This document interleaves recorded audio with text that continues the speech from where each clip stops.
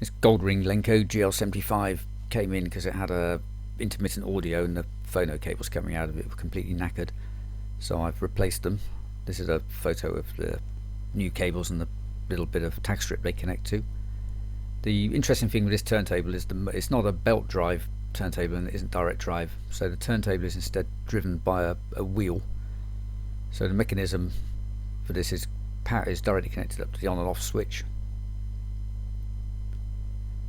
and it moves this wheel that's kind of got a rubber tire around it against the conical shaft, which spins because that's connected to the motor.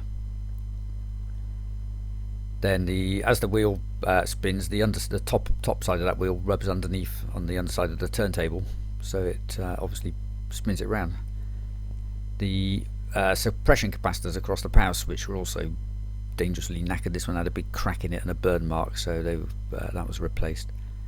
So thank you for watching this short video, and please subscribe to my channel for more electronics repair videos. Thank you. So